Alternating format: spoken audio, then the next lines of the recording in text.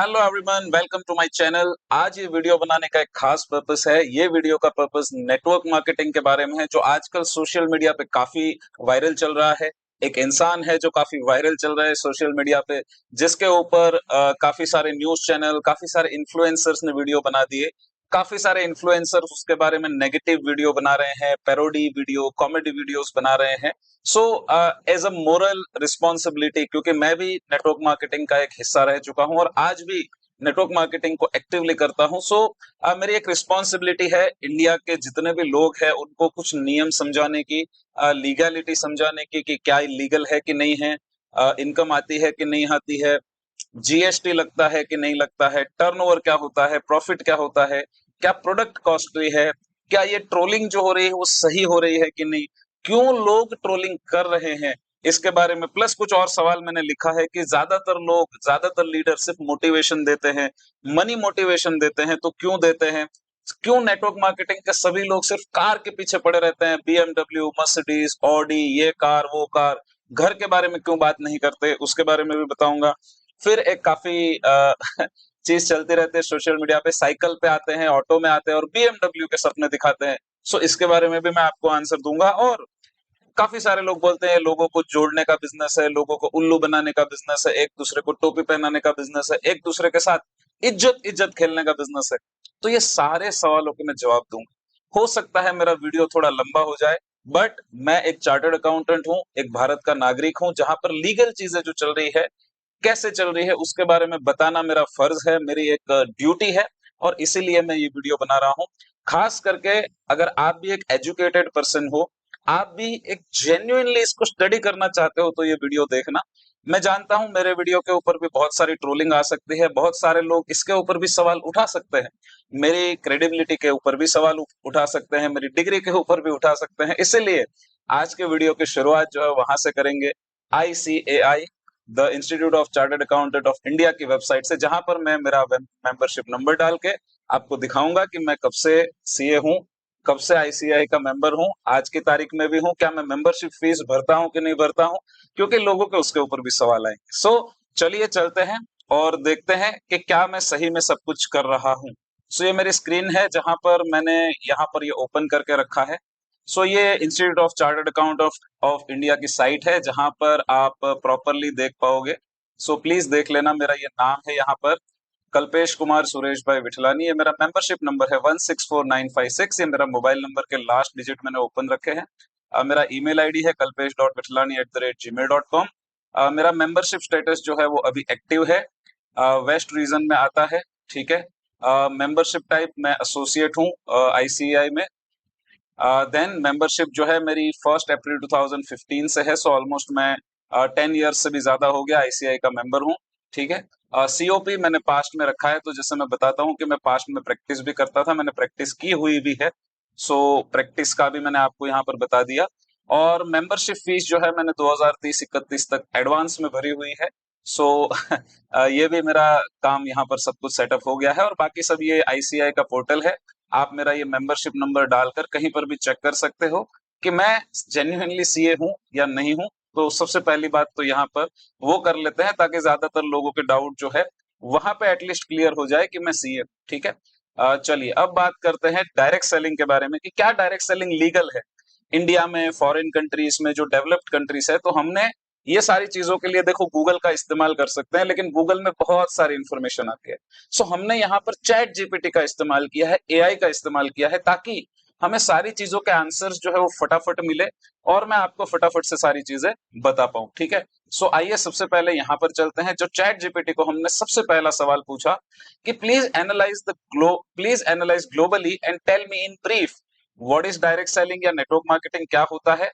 और वो कंट्रीज जैसे कि USA, China, Japan, Australia, Philippines, Malaysia, UAE और यूरोपियन कंट्रीज जो है, इटली, फ्रांस, जर्मनी, क्या वहां पर लीगल है। तो देखिए यहाँ पर एक चीज चैट जीपीटी ने बताई, आप भी कर सकते हो, कि here is a brief global view overview of direct selling और नेटवर्क मार्केटिंग। देखो, व्हाट इज डायरेक्ट सेलिंग और नेटवर्क मार्केटिंग। सबसे पहले, the term direct selling typically refers to the selling a product और service directly to the consumer. तो यहाँ पर बात हो रही है प्रोडक्ट और सर्विस सेल करने की, ना कि मेंबर बनाने की। सो ज्यादातर कंट्रीज में ऐसा लॉ है, इंडिया में भी है, कि आप लोगों को जोड़ने से पैसा नहीं कमा सकते हो, लोगों को प्रोडक्ट या सर्विस अगर वो खरीदते हैं तो उससे जो कमीशन बनता है वो ले सकते हो। ठीक है, मैं आगे आपको बताऊंगा। जैसे नेटवर्क मार्केटिंग, काफी सारे लोग उसको मल्टी लेवल मार्केटिंग भी बोलते हैं, फैशन हो चुका है एमएलएम बोलने का, एमएलएम स्कैम, एमएलएम फ्रॉड बोलने का, बट इट्स ओके। लोगों को तो आपको पता है ना, बोलने के लिए कुछ भी बोल सकते हैं। सो यहाँ पर क्या बोलते हैं, तो की लीगल और एथिकल डिस्टिंक्शंस क्या है। लेजिटिमेट डायरेक्ट सेलिंग, यहाँ पर मैं हाईलाइट करते जाता हूँ, लेजिटिमेट डायरेक्ट सेलिंग और MLM model should be based on the actual product और service sales to end consumer, whereas illegal pyramid scheme is one where the compensation is primarily for recruiting new members rather than the actual retail sales. So past में ऐसा चलता था, काफी सारी ऐसी companies आती थी जो बोलती थी तुम 2000 रुपए दो मेंबर बन जाओ। अब मेंबर बन गए और पैसा डिस्ट्रीब्यूट हुआ, वो गलत बात है। हाँ, 2000 रुपए का कुछ प्रोडक्ट मिला और मेंबर भी बन गए तो वो एक डिफरेंट बात है। तो प्रोडक्ट या तो सर्विस, सर्विसेज में बहुत सारी चीजें आती है, जैसे कि कोई लीगल सर्विस हो गई, या जैसे काफी सारी जगह पे चलता है ना आजकल, बहुत सारी अलग अलग सर्विसेज जो होती है वो ले सकते हैं।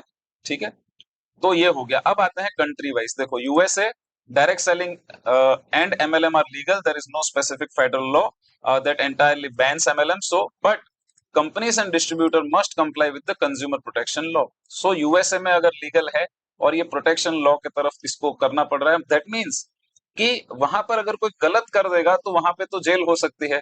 वहां पर लांच दे दी, पैसा दे दिया, छूट गए, वैसा तो होता नहीं।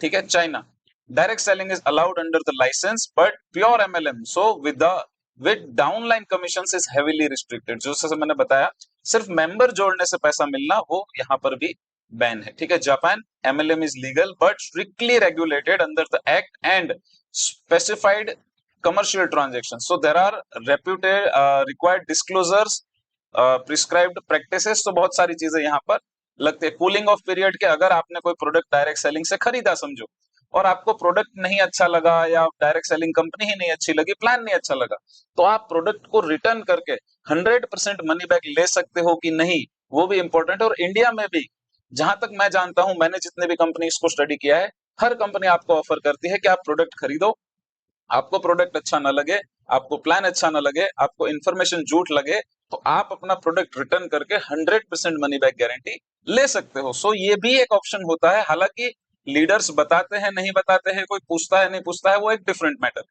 ऑस्ट्रेलिया के अंदर MLM and network marketing is legal but pyramid, वहां पर जो रिक्रूटमेंट से पैसा देता है वो इलीगल है। फिलीपींस के अंदर भी ये लीगल है एंड जेन्युइन प्रोडक्ट सेलिंग जो है वो अलाउड है। मलेशिया के अंदर भी रेगुलेटेड है एंड लीगल है। यूएई के अंदर भी लीगल है, परमिटेड है, बट कोई स्पेशल लेजिस्लेशन नहीं है, जो कि इंडिया में भी नहीं है। Right, then Italy, there is no specific regulation only for MLM, but direct selling companies must follow the general law for direct selling, consumer protection and unfair trade practices. France के अंदर भी legal है, Germany में भी legal है। So in end all, almost all jurisdiction listed legitimate direct selling and network marketing models are legal. So कोई भी अगर ये बोले कि ये इलीगल है या सही नहीं है, तो मेरे भाई देखो, आजकल पूरी दुनिया में बूम चल रहा है क्रिप्टो का। अब देखा जाए तो क्रिप्टो भी इंडिया में लीगल नहीं है, इलीगल भी नहीं है। सो एक मिडिल ग्राउंड है जहां पर मे भी रूल्स बनेंगे। काफी सारी चीजें ऐसी है इंडिया में जो लीगल नहीं है बट इलीगल भी नहीं है। सो ये मिडिल ग्राउंड की बात है, और जिसके ऊपर धीरे धीरे लॉस बनते हैं, धीरे धीरे उसके ऊपर एक्ट बनते हैं और उसको होता है। सो रेड फ्लैग क्या है? The red flag in legal regulatory framework tends to be when the model focuses on recruitment, मतलब लोगों को जोड़ने से जो पैसा दे रहे हैं वो इलीगल है, बाकी सब कुछ लीगल। फिर हमने यहाँ पे इनको ये भी पूछने की बात की कि क्या ये इंडिया में लीगल है। सो इन्होंने बताया, चैट जीपीटी ने, yes, direct selling network marketing is legal in India but strictly regulated to prevent the pyramid और मनी सर्कुलेशन स्कीम। ठीक है, सो यहाँ पर कुछ स्ट्रक्चर दिए हैं कि कंज्यूमर प्रोटेक्शन, जो डायरेक्ट सेलिंग के रूल्स बने हैं, जो इसने हमको बताया। सो इंडिया के अंदर भी रूल्स बन गए हैं डायरेक्ट सेलिंग के। भाई अगर आपने नहीं पढ़े हैं, आपको अवेयरनेस नहीं है और आप ट्रोलिंग करना चाहते हो, कर सकते हो। ठीक है, बट कंज्यूमर प्रोटेक्शन एक्ट 2019 के under consumer protection direct selling rules 2021, जहां पर ये बातें बताई गई है कि mandatory registration. So direct selling company को जो है वो कंज्यूमर अफेयर्स जो डिपार्टमेंट है उससे रजिस्टर करना पड़ेगा। नो पिरामिड स्कीम और money circulation allowed, commission can only come from the actual product sale, तो प्रोडक्ट सेल होगा तो ही कमीशन देना है, ये सारी चीजें लिखी हुई है वहां पर। Companies must have a registered office in India, maintain a grievance redressal mechanism, मतलब किसी को कोई कंप्लेन है, कुछ तकलीफ है, तो वो भी यहाँ पर होना चाहिए। Provide a written contract to all the distribution, तो डिजिटल साइन हो या फिजिकल साइन हो देना है। Ensure transparent refund and buy back policy, तो ये भी यहाँ पर ministry of corporate of consumer affairs government of India द्वारा बनाया गया है, ठीक है। फिर कंज्यूमर प्रोटेक्शन अमेंडमेंट रूल्स आए 2022 में, जहां पर क्लैरिफिकेशंस आए कुछ कि डेटा प्रोटेक्शन करना है, कंज्यूमर का डेटा को बेच नहीं देना है, राइट, ये सारी चीजें यहाँ पर और आई। फिर इलीगल मॉडल्स क्या क्या होते हैं वो यहाँ पर आ गए।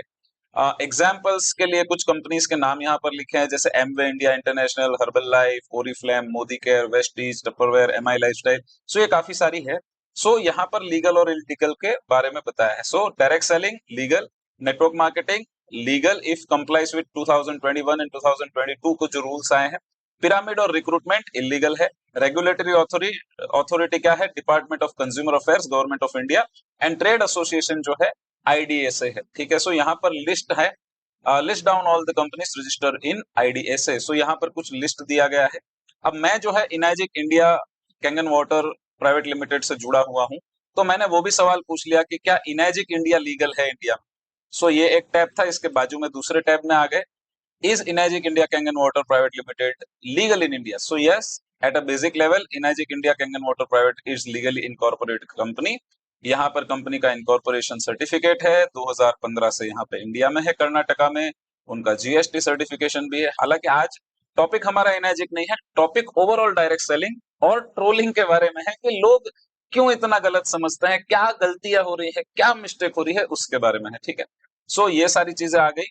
और उसके बाद यहाँ पर आईडीएसए के साथ रजिस्टर्ड है क्या, मैंने ये भी पूछ लिया चैट कि Enagic India Kangen water IDSA की मेंबर है, तो yes, according to the multiple sources Enagic India Kangen water private limited is a member of the Indian direct selling association. तो डायरेक्ट सेलिंग की जितनी भी गाइडलाइंस यहाँ पे बनी हुई है सर, वो Enagic India Kangen water private limited company भी फॉलो करती है, ठीक है।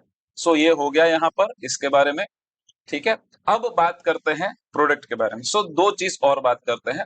चैट जीपीटी को एक और चीज यहाँ पर पूछ लेते हैं जो बता के मैं आपके सामने ओपन कर लेता हूँ चैट जीपीटी और उसको कुछ सवाल पूछ लेते हैं। Please let me know what is turn over versus profit versus commissions. तो देखो चैट जीपीटी हमें बताएगा, लेट्स ब्रेक डाउन। तो सबसे पहले टर्नओवर क्या होता है। So if a company sells 1000 shampoo bottles at 200 each, turnover जो है वो 2 लाख रुपए का बन जाता है। सो ज्यादातर नेटवर्क मार्केटिंग जो अभी वायरल लीडर चल रहे हैं, उन्होंने अपना 100 करोड़ का टर्नओवर बताया था। तो टर्नओवर जो है ना वो आसान है, हो जाता है। 100 करोड़ नहीं, बहुत सारी कंपनियां, छोटी छोटी कंपनियां ऐसी है जो 1000 करोड़ का टर्नओवर कर लेती है और 2000 करोड़ का टर्नओवर भी कर लेती है, क्योंकि वो टोटल वॉल्यूम से काउंट होता है, राइट। एक एक डीमार्ट इससे ज्यादा कर लेता होगा, I don't know exact figures, but अब जो जिस हिसाब से सेलिंग होती है देखो, so money after subtracting all the expense जो है प्रॉफिट। सो जहां पर नेटवर्क मार्केटिंग में लीगल दो तरीके से लोग बात करते हैं। एक, काफी सारे लीडर्स बात करते हैं टर्नओवर की, कि मैंने इतना इतना टर्नओवर किया, इतना इतना टर्नओवर किया। मतलब क्या है कि वो लीडर और लीडर के साथ जितने भी टीम मेंबर्स है, जितने भी टीम्स, वो सारे लोगों ने मिलकर जितना सेल किया वो एक लीडर का सेल भी काउंट होता है और उस हिसाब से वो बात करते हैं, राइट। और दूसरा होता है कमीशन। कमीशन क्या होता है कि समझो कि मैंने एक डिस्ट्रीब्यूटर है या एजेंट, डिस्ट्रीब्यूटर और सेलर है, जिसने 20% कमीशन कमाया 10,000 सेल पे, तो 2,000 रुपए जो है कमीशन। तो अब 2 लाख रुपए का जो यहाँ पर टर्नओवर की बात हो रही है, उसमें अगर 10% किसी को कमीशन मिलता है तो 20,000 रुपए कमीशन मिलता है। तो ये दो चीज में फर्क समझिए, कमीशन अलग है, इनकम अलग है। और आईटीआर में जो इनकम भरते हो, क्योंकि ये कमीशन है, और अगर कोई प्योरली नेटवर्क मार्केटिंग बिजनेस कर रहा है तो वो उसकी बिजनेस इनकम। सो बिजनेस इनकम में आया हुआ कमीशन, लेट से 2 लाख आया, 5 लाख आया, 10 लाख आया या 50 लाख आया, एग्जाम्पल, तो 50 लाख जो कमीशन आया है वो 50 लाख बिजनेस इनकम है। और बिजनेस इनकम के सामने जितने भी खर्चे होते हैं जो बिजनेस को चलाने के लिए किए जाते हैं, जैसे ऑफिस लिया है तो रेंट, इलेक्ट्रिसिटी, कार लिए है तो कार का डेप्रिसिएशन, कार में डलने वाला पेट्रोल, डीजल, इंश्योरेंस जो भरते हैं वो, उसका डेप्रिसिएशन, स्टाफ रखा हुआ है तो स्टाफ को सैलरी देते हैं, अगर दूसरे को एजेंट हायर किया उनको कमीशंस देते हैं, तो ये सारे खर्चे जो है वो बाद होते हैं। और उसके बाद जो नेट प्रॉफिट होता है, जैसे हर बिजनेस में, वो नेट प्रॉफिट के ऊपर इनकम टैक्स भरा जाता है। सो अगर कोई लीडर आपको बताए कि उसने 100 करोड़ का टर्नओवर किया और 1 करोड़ की इनकम कर ली, तो जरूरी नहीं है कि वो इनकम टैक्स भी 1 करोड़ के ऊपर भरे भैया। हो सकता है वो बिजनेस रन करने के लिए उन्होंने 40-50 लाख खर्चा कर दिया होगा। काफी सारे लोग हॉल बुक करते हैं तो हॉल बुकिंग का खर्चा लगता है, वहां पे लोगों को खाना खिलाते हैं तो खाना खिलाने का खर्चा लगता है, ट्रैवलिंग एक्सपेंसेस लगते हैं, फ्लाइट के एक्सपेंसेस लगते हैं, होटल्स में अलग अलग जगहों पे सिटी में जाने के रुकने के एक्सपेंसेस लगते हैं। तो ये सारे एक्सपेंसेस जो है वो माइनस करके जो नेट प्रॉफिट होता है उसके ऊपर जो है इनकम टैक्स भरना होता है। ठीक है, यहाँ पर दूसरी चीज भी आती है, जीएसटी। तो हम उसके बारे में भी देख लेते हैं कि क्या कमीशंस के ऊपर, कमीशंस पर जीएसटी लगता है। ठीक है, सो हाँ, कमीशन पर जीएसटी लगता है। तो अगर आपकी कमीशन इनकम है, अगर आप एजेंट हो, डिस्ट्रीब्यूटर हो या सेल्स पर्सन के रूप में कमीशन अर्न करते हो, तो ये एक सर्विस के कैटेगरी में आता है और जीएसटी सर्विस प्रोवाइडर प्रोवाइडर के तरफ से चार्ज किया जाता है। सो नॉर्मल सर्विस 18% जीएसटी है। सो अगर आपने 10,000 रुपए का कमीशन कमाया तो आपको 1800 रुपए जीएसटी भरना पड़ेगा। तो अगर रवि शर्मा ने या कोई भी लीडर ने या XYZ, भारत में बहुत सारे लीडर है जो वायरल है या जो भी है, अगर वो कहते हैं कि मैंने जीएसटी भरा है, तो काफी सारे लोग सवाल करते हैं कि यार तेरी तो नेटवर्क मार्केटिंग की इनकम है, कहाँ जीएसटी, कौन सा। तो अगर आपका 1 साल का कमीशन 20 लाख रुपए से ज्यादा हो जाता है, सो आपको आने वाले सारे कमीशन के ऊपर, अगर आपको 1 लाख का कमीशन है तो 18,000, 10,000 का कमीशन है तो 1,80,000। अगेन जीएसटी के अंदर भी इनपुट क्रेडिट मिलती है। सो एक एग्जाम्पल के लिए, कि समझो कोई लीडर ने 1 लाख रुपए का कमीशन कमाया, तो 18,000 जीएसटी उनको भरना है भारत सरकार को। अब समझो वही लीडर ने 50,000 रुपए का एक मोबाइल फोन ले लिया अपने बिजनेस को रन करने के लिए, तो 50,000 के मोबाइल में 9,000 रुपए जीएसटी हो सकता है, 8,000 रुपए जीएसटी हो सकता है रिवर्स कैलकुलेशन में। बट जो भी जीएसटी है, तो वो जीएसटी का इनपुट क्रेडिट ले सकता है क्योंकि वो बिजनेस चलाने के लिए मोबाइल लिया है, और बैलेंस जो जीएसटी है वो भारत सरकार को पे कर सकते हैं। सो अगेन इनकम टैक्स के रूप में इनकम जो आती है कमीशंस की, उसमें से जो भी बिजनेस को रिलेटेड खर्चे हैं वो बाद होते हैं, फिर नेट प्रॉफिट के ऊपर इनकम टैक्स भरा जाता है। जीएसटी के अंदर जो भी कमीशन कमाया है उसका 18% जीएसटी होता है, और उसमें भी आपका जो भी इनपुट क्रेडिट है, जैसे आप होटल में रुके बिजनेस रन करने के लिए, और आपने 10,000 रुपए की समझो 2 रूम बुक किए या 1 रूम बुक किया, दो चार दिन रुके, और आपने होटल को 10,000 रुपए दिए, होटल वाले ने आपको बिल दिया 10,000 प्लस जीएसटी 11,800 का, तो जो 1,800 रुपए ऊपर है उसके ऊपर आप जो है ये जीएसटी का इनपुट क्रेडिट मेरे भाई ले सकते हो। ठीक है, सो कमीशन के ऊपर 18% जीएसटी लगता है और उसके अंदर इनपुट क्रेडिट जो है वो अवेलेबल है। ठीक है, सो ये भी एक रूल्स है, आप इसको भी समझ लीजिएगा। अब थोड़ा सा आगे बढ़ते हैं और कुछ टॉपिक के ऊपर बात करते हैं। इसको पहले मिटा देते हैं, कोई दिक्कत नहीं। आइए अब बात करते हैं, कुछ लोगों का होता है कि प्रोडक्ट बहुत ज्यादा महंगे होते हैं सर नेटवर्क मार्केटिंग के। अब देखो, प्रोडक्ट का प्राइस क्या रखना वो सारी की सारी कंपनी के ऊपर डिपेंड है। ठीक है, अब एग्जाम्पल के लिए पतंजलि को एलोवेरा जूस कितने में बेचना है वो पतंजलि डिसाइड करेगी। श्री श्री रविशंकर महाराज जी की कंपनी को एलोवेरा जूस कितने में बेचना है वो डिसाइड करेंगे। हिमालयन को कितने में बेचना है वो डिसाइड करेंगे, और कोई नेटवर्क मार्केटिंग की कंपनी को कितने बेचना है वो डिसाइड करेंगे। आप शार्क टैंक इंडिया आप सभी लोग देखते होंगे, राइट। सो मैंने चैट जीपीटी को एक क्वेश्चन पूछा कि भैया शार्क टैंक इंडिया को स्क्रूटिनाइज करो, देखो scrutinise all the episode from shark tank India and give me 20 examples जहां पर मैन्युफैक्चरिंग कॉस्ट कितनी है और रिटेल सेलिंग प्राइस कितनी है उसके बारे में बताओ, और कैटेगरीज भी मैंने इनको बताई कि ये कैटेगरीज बताओ। ठीक है, सो यहाँ पर देखो, हेल्थ प्रोडक्ट जैसे proteins, healthy snacks, beauty product, कपड़े, footwears, glasses, watches, electric item जैसे हेडफोन्स वगैरह, कुछ अलग आइटम और। तो मुझे बताओ कि भैया इसमें मैन्युफैक्चरिंग कॉस्ट कितनी लगती है और रिटेल सेलिंग प्राइस क्या है, और उसके अंदर मार्केटिंग और कमीशन में जेन्युइनली कितना पैसा जाता है।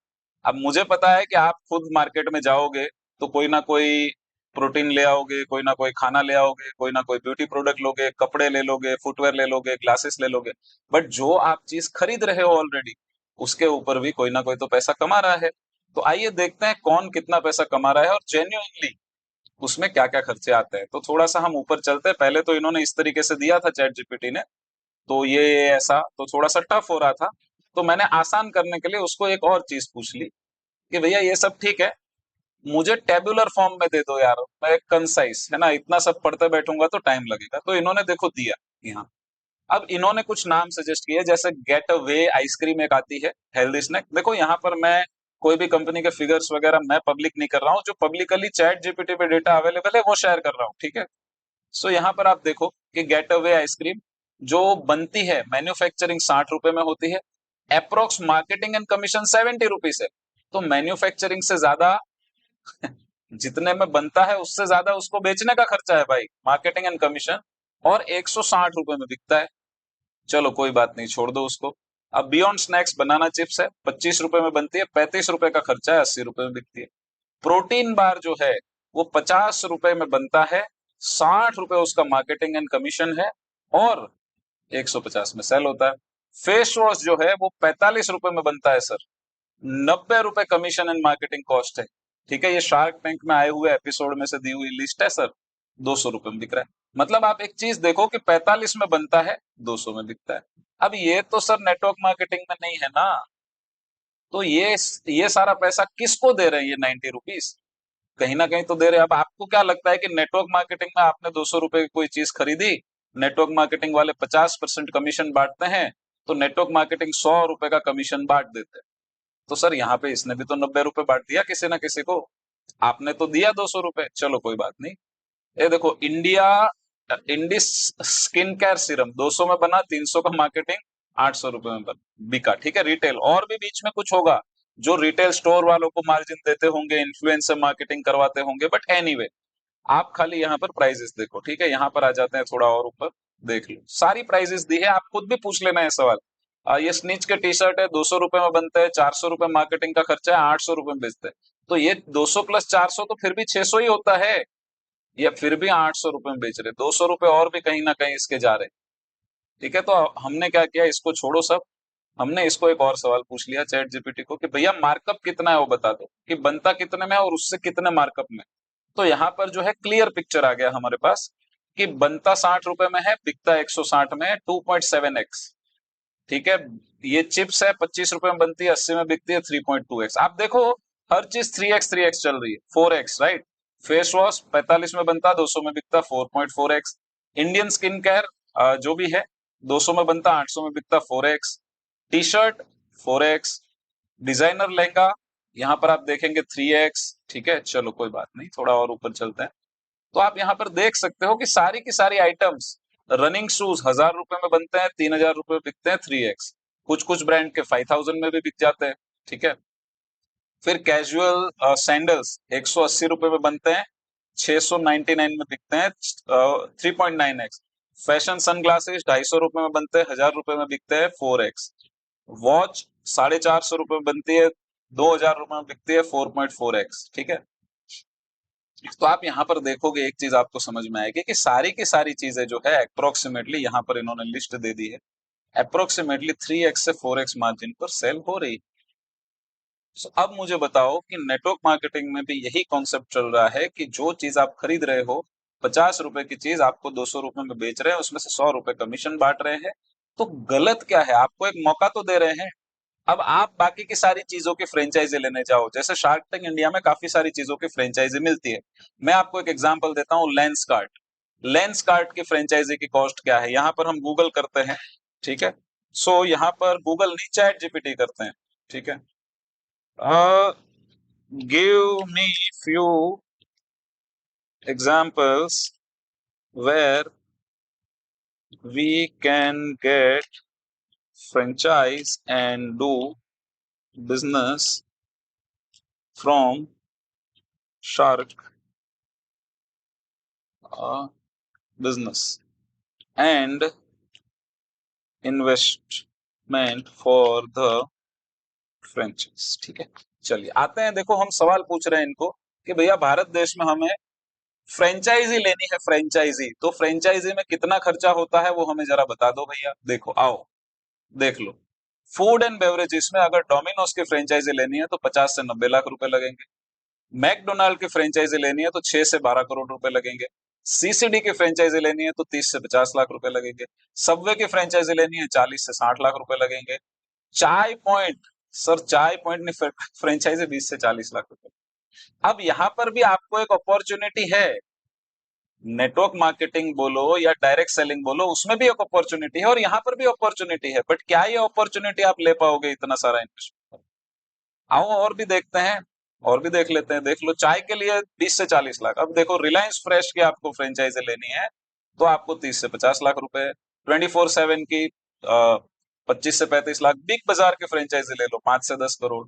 और ऐसी मोर की फ्रेंचाइजी 1 से 2 करोड़। कोई बात नहीं, चलो हम सोचते हैं कि ये सब महंगा है, थोड़ा सस्ता देखते हैं, एजुकेशन वाला। आ जाओ सर, किड्जी की फ्रेंचाइजी ले लो 15 से 50 लाख।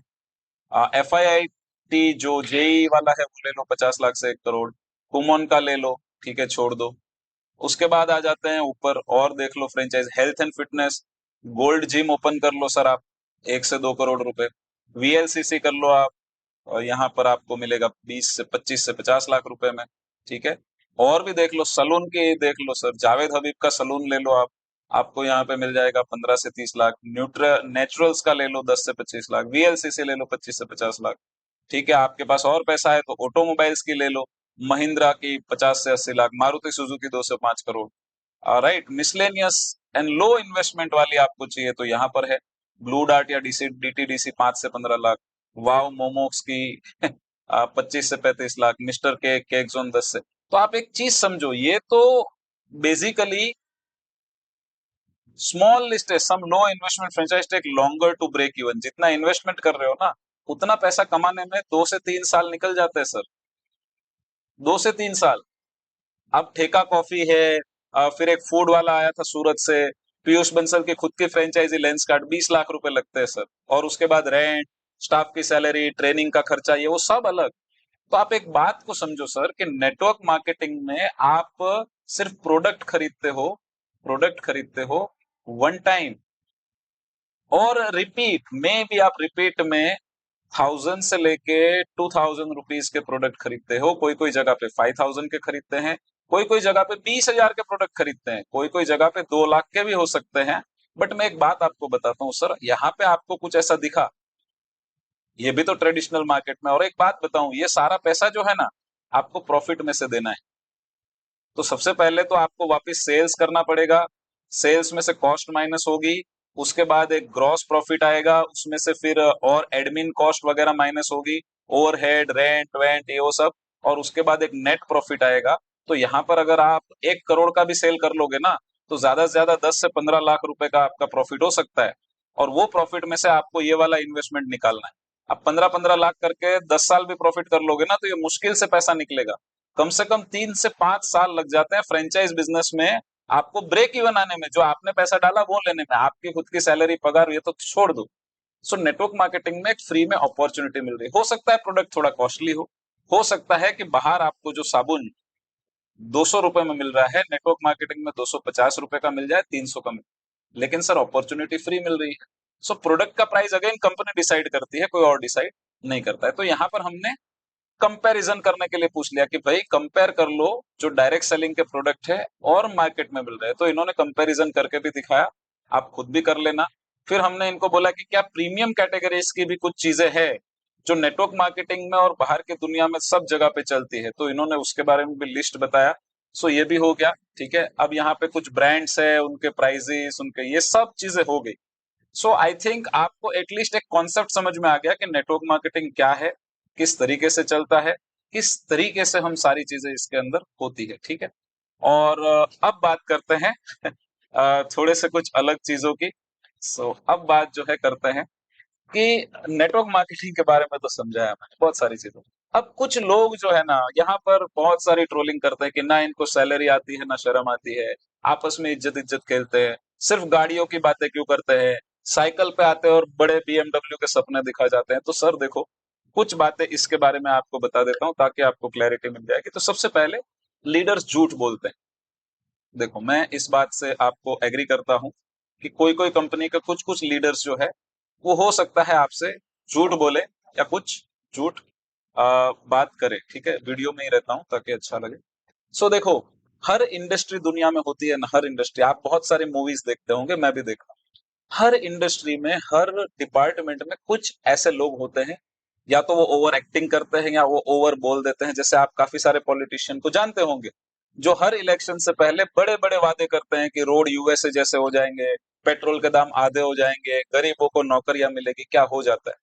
काफ़ी सारे टीवी में आप ऐड देखते होंगे कि ये क्रीम लगाने से गोरे हो जाते हैं, ये चुस्की पीने से आप फास्ट दौड़ने लगते हैं, ये चीज़ पीने से आपकी हाइट बढ़ जाती है, ये ऑयल खाने से आपका हार्ट एकदम खतरनाक हो जाता है, ये एसिडिटी की गोली आपको 10 सेकंड में काम कर देगी, ये जूस के अंदर 100% मैंगोस है, ये है, वो है, ये डियो लगाने से लड़की आपके पीछे। तो क्या ये सब होता है? तो क्या आपने उनके ऊपर कभी सवाल क्यों नहीं उठाया? क्या आपने कभी उनके ऊपर सवाल उठाया कि ये सब फेक मार्केटिंग कर रहे हैं, ये सब झूठ बोल रहे हैं, ये सब झूठ बोल-बोल के अपना धंधा कर रहे हैं? क्या किसी के दांत सफेद हो गए? कितना भी टूथपेस्ट लगा लो, कौन-सा भी लगा लो। क्या डेंटिस्ट के धंधे बंद हो गए सबके टूथपेस्ट लगाने से? कुछ नहीं हो रहा सर। क्या कोई गोरे हो गए? क्या कोई ओलंपिक्स के मेडल आ गए? इतने स्ट्रांग बन गए किसी की हड्डियाँ? कुछ तो नहीं हो रहा है। तो सवाल जो है आप हर जगह पे पूछो ना फिर। तो मैं गलत नहीं बोलूंगा, कुछ लोग जो है वो ओवर बोल देते हैं, आई एग्री। बट होता क्या है कि नेटवर्क मार्केटिंग में जितने भी लोग ज्वाइन करते हैं, हर कोई क्वालिफाइड नहीं होता, हर कोई कम्युनिकेशन में मास्टर नहीं होता, हर कोई ट्रेनर नहीं होता। बहुत सारे लोग ऐसे होते हैं जो झुपड़पट्टी में रहते हैं और उनके पास कोई अपॉर्चुनिटी नहीं होती। बहुत सारी ऐसी लेडीज है जो सब्जी बेचती है, कोई अपॉर्चुनिटी नहीं, पान का दुकान चला रहा है, कचरा साफ कर रहा है, रोड साफ करने वाले, ऐसे कई सारे लोग जो है वो नेटवर्क मार्केटिंग के अंदर आते हैं। अब जब ये आते हैं तो इनको पता नहीं होता है कि कम्युनिकेट कैसे करना है, बात कैसे करनी है, हाय हेलो कैसे करना है, सॉक्स कैसे पहनने हैं, तंबाकू नहीं खाना है, ऐसी चीजें भी उनको नहीं पता होती। जैसे आज भी भारत देश में लोगों को बताना पड़ता है कि प्लेटफॉर्म के ऊपर कूड़ा नहीं फेंकिए, थूकिए नहीं, 2 नंबर जाने के लिए टॉयलेट का यूज करिए। वो आज 2025 में हमें भारत में सिखाना पड़ रहा है। तो आप सोचो कि नेटवर्क मार्केटिंग में ऐसे कितने सारे लोग आते हैं जिनको ये सारी चीजें नहीं आती है। तो जब तक उनको नहीं आती है तब तक तो वो कुछ भी बोलेंगे, एक्स्ट्रा भी बोलेंगे, और उसका वीडियो लोग बना देते हैं, रिकॉर्ड कर लेते हैं और बस उसको सोशल मीडिया पे चला। आप एक प्रोफेशनल से तो कभी मिलके देखो। काफी सारे ऐसे नेटवर्क मार्केटिंग में मेरे दोस्त हैं जिन्होंने पीएचडी किया हुआ है।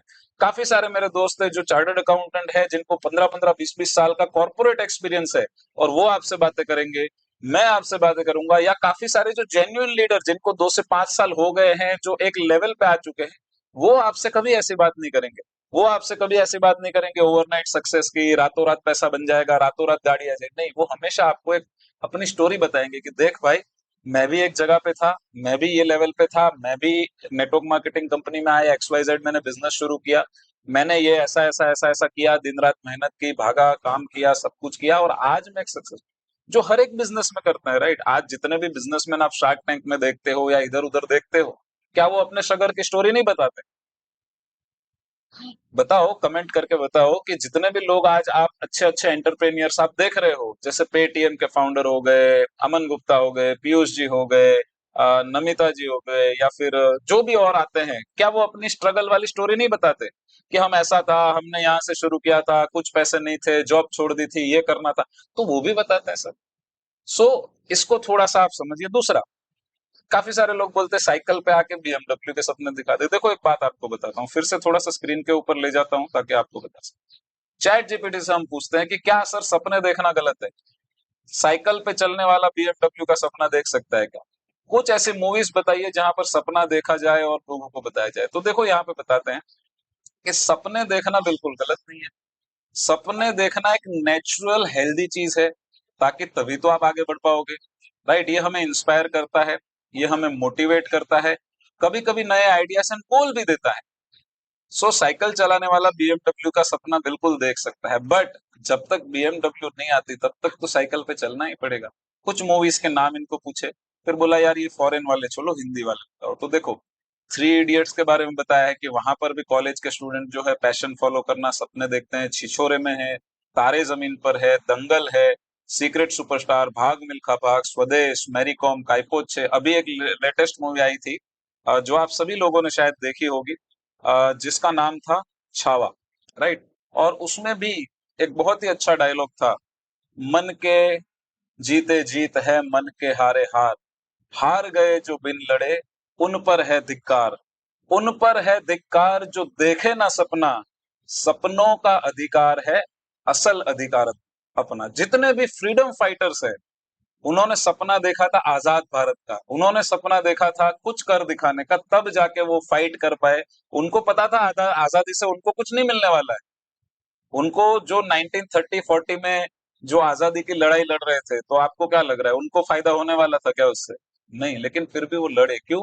क्योंकि आने वाली पीढ़ी अच्छी है। सो सपना देखा जा सकता है यार, साइकिल में चलने वाला आदमी बीएमडब्ल्यू ले सकता है, बट सवाल ये है कि जैसे मैंने बताया कि हर इंसान प्रोफेशनली बोल नहीं सकता, हर इंसान सीख के नहीं आता कैसे कम्युनिकेट करना है, क्या करना है, इसलिए गलती हो जाती है। और ऐसे लोगों की संख्या ज्यादा है। जैसे आप किसी फर्स्ट स्टैंडर्ड सेकंड स्टैंडर्ड बच्चे को पूछो आपको क्या बनना है, ज्यादातर बच्चे बोलेंगे डॉक्टर बनना है। क्यों? क्योंकि डॉक्टर एक ही प्रोफेशन है जिनके पास वो गए होते हैं। अब 1 से 2 साल के बच्चे या 1 से 2 फर्स्ट स्टैंडर्ड के बच्चे सीए से तो मिलते नहीं है, आर्किटेक्चर से मिलते नहीं है, साइंटिस्ट से मिलते नहीं है, तो वो मिलते किसको है? डॉक्टर को। सबसे ज्यादा अपनी लाइफ में उन्होंने किसको देखा होता है? घर पे माँ बाप वगैरह और डॉक्टर, क्योंकि उधर ही जाते रहते बार बार। तो उनका सपना क्या होता है? डॉक्टर बनना है। पर क्या सब लोग डॉक्टर बन जाते? नहीं बन जाते। क्या देखे हुए सारे सपने पूरे भी हो जाते? नहीं भी होते, बट देखना तो पड़ेगा। ये एक इम्पोर्टेंट टॉपिक। फिर एक चीज है कि नेटवर्क मार्केटिंग में सभी लोग गाड़ियां ही लेते हैं, घर क्यों नहीं लेते? राइट। तो देखो, इसका एक कैलकुलेशन आपको बताता हूँ। जैसे मैंने खुद भी डायरेक्ट सेलिंग से अर्न करके कार खरीदी खुद की। जब मेरा भी ये डिसीजन आया था, मौका जब मेरे पास, तो 2021 में, तो मेरे दिमाग में भी यही ख्याल था, क्योंकि मैं तो सीए हूँ, पढ़ा लिखा हूँ, कैलकुलेशन बिठाता हूँ। तो जब मेरे सीनियर से डिस्कस हुआ, बात हुई, तो यही चल रहा था कि सर मैं कार क्यों लूं, घर ले लेता हूँ ना, घर नहीं है के घर में रह रहा हूँ। तो उनके साथ डिस्कस होकर एक अच्छा टॉपिक निकला कि देखो, कोई भी बिजनेसमैन होता है ना, वो हमेशा पहली पसंद क्या रखता है पता है? पहले वो दुकान खरीदता है, पहले वो चीज में इन्वेस्टमेंट करता है जहां से बिजनेस बढ़े। As a network marketer, as a sales person, हमें अलग अलग लोकेशंस पे ट्रैवल करना होता है। जैसे मैं मुंबई में रहता हूँ, तो आपको ट्रेन से जाना पड़ेगा, ऑटो से जाना पड़ेगा, बस में जाना पड़ेगा, ओला उबर करना पड़ेगा। तो मेरा ऑलरेडी मंथली कॉस्ट 6 से 8 हजार रुपए था ट्रैवलिंग का। क्योंकि आपको मैं बात बताऊं, मैं एसी ट्रेन में जाता था, तो मैं विरार से चर्चगेट का एसी का पास महीने का 2500-2800 रुपए, सीएसटी से कल्याण का एसी का पास, तो ये दोनों मिला के 5-1 हजार रुपए वो। फिर ऑटो के खर्चे, शेयरिंग ऑटो के खर्चे, धूप बारिश ठंडी, ये सब में बचते बचते लैपटॉप लेके जाओ, शूज पहन के जाओ, खराब हो गए पॉलिश, तो ये बहुत सारा हेडेक था। अब जब मैंने गाड़ी ली तो मैंने Hyundai वेन्यू खरीदी। उसका रजिस्ट्रेशन नंबर, फोटो वोटो जब भी लगेगा तो वो भी दे दूंगा। मेरे फेसबुक, इंस्टा और इंस्टाग्राम पे भी मिल जाएगा, सर्च कर लेना, कोई दिक्कत नहीं, ठीक। मैंने 10 लाख रुपए की एक Hyundai वेन्यू, सेकंड मॉडल जो आता है वो डीजल, और उसके ऊपर टैक्स वैक्स सब, एक्स शोरूम लगभग सब मिला के फाइनल ऑन रोड 12 लाख 80 हजार के आसपास जो है वो कार मेरे पास आई। अब ये 12 लाख 80 हजार के कार में 2-2.5 लाख रुपए मैंने पे कर दिया, 10 लाख रुपए का लोन था, और 20 हजार रुपए की ईएमआई थी। अब यही मैं घर खरीदता और मैं विरार में भी खरीदता, तो कम से कम 60 से 70 लाख रुपए का 2 BHK आता। उसके लिए मैं एटलीस्ट 10 लाख रुपए पहले देता, और 50 से 60 लाख रुपए के अगर मैं लोन लूंगा, तो 50 से 60 हजार की ईएमआई भी आएगी। अब वो तो आएगी ही आएगी, ट्रैवलिंग का खर्चा तो है ही है बिजनेस बढ़ाने के लिए। ऊपर से टाइम पे कभी पहुंचे, कभी नहीं पहुंचे, कभी ट्रेन लेट, कभी ऑटो मिली नहीं मिली, कभी ओला उबर में लग गए, तो ये सारी चीजें तो दिक्कत वाली थी। जब कार होने से कितना कन्वीनियंट था कि आप लैपटॉप ले जा सकते हैं, एक्स्ट्रा कपड़े ले जा सकते हैं, कहीं पे रुकना हो तो प्रॉब्लम नहीं हो, एक्स्ट्रा खाना ले जा सकते हैं, नाश्ता ले जा सकते हैं, बारिश में टेंशन नहीं, इधर उधर भागने की टेंशन नहीं, ट्रेन के टाइमिंग की टेंशन नहीं। तो ये कार जो है वो आपके बिजनेस को रन करने के, बट सेंसिबली लेनी चाहिए। देखो, वो बात भी गलत है कि महीने की 1 लाख रुपए की इनकम और आप बीएमडब्ल्यू ले रहे हो, वो बात भी गलत है। आपको ये प्लान करना चाहिए कि अगर महीने का 50 हजार रुपए का इनकम है, तो एटलीस्ट 10-15 हजार की ईएमआई वाली कार ले सकते हैं, एटलीस्ट वैगन आर ले सकते हैं, मारुति स्विफ्ट ले सकते हैं। अगर किसी की 1 लाख के आसपास की इनकम हो या उससे ज्यादा इनकम हो, तो 10-15 लाख की एक गाड़ी ली जा सकती है जिसकी 10-20 हजार रुपए की ईएमआई हो। ये कन्वीनियंस दे सकता है। तो प्लानिंग से होना चाहिए। तो अब मैं मीरा रोड रहता था, अब मीरा रोड में 2 BHK 1 करोड़ 20 लाख रुपए का। आप 20 लाख रुपए वहां पर समझो अपने हिसाब से दे दोगे, 1 करोड़ रुपए का लोन लो। 1 करोड़ के लोन में मेरे भाई आपको 1 लाख रुपए का ईएमआई आएगा। तो जो कमा रहे हैं वो ईएमआई चलेगा, खाओगे क्या? और समझो 2-4 महीने इनकम नहीं आई, क्योंकि नेटवर्क मार्केटिंग भी तो एक बिजनेस है ना। बिजनेस साइक्लिकल होता है, कभी ऊपर कभी नीचे, कभी बहुत ज्यादा पैसा आता है, कभी कम आता है। सो बिजनेस तो एक साइक्लिकल बिजनेस होता है। सो अगेन, अगर 1 लाख रुपए का रिस्क आप अपने सर पे ईएमआई का ले लोगे, तो उससे तो कहीं बेहतर है कि 20,000 का ईएमआई कार के लिए हो, और वो कार चला के आप बिजनेस को रन कर सको, और वो बिजनेस ऐसा बढ़े कि उससे घर ले सको। सो ये प्लानिंग से कोई भी इंसान, जो जॉब जॉब वाले का एक अलग सीन है, क्योंकि जॉब वालों को क्या है, घर से ऑफिस, ऑफिस से घर, तो उनका प्रायोरिटी घर रहता है कि घर ले लेता हूँ। लेकिन कोई भी बिजनेसमैन जो आदमी शायद इंश्योरेंस में है, म्यूचुअल फंड में है, स्टॉक मार्केट में है, कहीं पर भी है, जिसका काम बाहर जाना है, लोगों को मिलना है, बिजनेस बढ़ाना है, वो हमेशा प्रेफर करेगा कि वो एक कार खरीदे, क्योंकि वो उनका बिजनेस बढ़ाएगी। ठीक है, सो ये चीज है। और ऐसी काफी सारी चीजें, आई होप आपको भी ये वीडियो अच्छा लगा होगा। और मैं भी बहुत ज्यादा और सवाल आए, ज्यादा कुछ कमेंट आई या कुछ हुआ, तो मैं एक नेक्स्ट वीडियो भी बनाऊंगा, उसके भी जवाब दूंगा। सो आई होप ये वीडियो से मैंने आपको एक लीगल गाइडलाइंस बता दी कि नेटवर्क मार्केटिंग क्या है, कैसे है, प्रोडक्ट के बारे में, और कुछ ऑब्जेक्शंस जो लोगों के रहते हैं। अब बात करते हैं लोग ट्रोलिंग क्यों करते हैं। देखो, जितने भी लोग इंस्टाग्राम, यूट्यूब और फेसबुक में इन्फ्लुएंसर है, इन्फ्लुएंसर का एक काम क्या है? एज अ समझो मैं इन्फ्लुएंसर हूं, तो मुझे क्या चाहिए? मुझे चाहिए मैक्सिमम व्यूज, मुझे चाहिए मैक्सिमम एंगेजमेंट, मतलब मैक्सिमम लाइक्स एंड कमेंट्स। तो नेटवर्क मार्केटिंग वाले लोगों का मजाक बनाने वाली जो रील्स है ना, उसके ऊपर मैक्सिमम लाइक्स आते हैं, उसके ऊपर मैक्सिमम कमेंट्स आते हैं, इसलिए लोग उसका फायदा ले रहे हैं। राइट, कल को क्रिकेट की रील्स पे बहुत ज्यादा व्यूज आते हैं, लाइक आते हैं, तो वो करते हैं। जोक बनाने की रील पे आता है, तो वहां पे बना देते हैं। किसी और को ट्रोल करने से, है ना, कभी पाकिस्तान को ट्रोल कर दिया, कभी ट्रम्प को ट्रोल कर दिया, कभी इसको ट्रोल कर दिया, तो वो जो रील्स है ना, उसके ऊपर मैक्सिमम व्यूज आते हैं, उसके ऊपर मैक्सिमम लाइक्स आते हैं, मैक्सिमम कमेंट आते हैं। तो वो मजा करने के लिए बना रहे हैं, तो उनका पर्पस तो सॉल्व हो रहा है ना। एज ए इन्फ्लुएंसर अगर मैं इंस्टाग्राम पे जाऊं, तो मेरा पर्पस क्या है? मेरा पर्पस है कि मुझे फॉलोअर्स बढ़ाने हैं, मुझे ऐसी ऐसी वायरल रील्स बनानी है जहां पे मुझे मैक्सिमम लाइक्स आए, मैक्सिमम कमेंट्स आए, तो वही बनाऊंगा। तो वो वही काम कर रहे हैं, और उनका पर्पस सॉल्व हो रहा है, और उनको ब्रांड कोलैबोरेशन मिल रहा है। अल्टीमेटली एक बात समझो, जो ब्रांड भी इन्फ्लुएंसर के साथ कोलैबोरेशन करता है, वो उनको देता तो कमीशन ही है। अब डायरेक्ट सेलिंग में मुझे कमीशन मिलता है, क्योंकि मैं प्रोडक्ट के बारे में एजुकेशन दे रहा हूँ। इन्फ्लुएंसर आपको प्रोडक्ट के बारे में, जैसे आजकल आपको काफी सारी ऐड दिखती होगी, प्रोटीन्स की, मैट्रेसेस की, इसकी उसकी।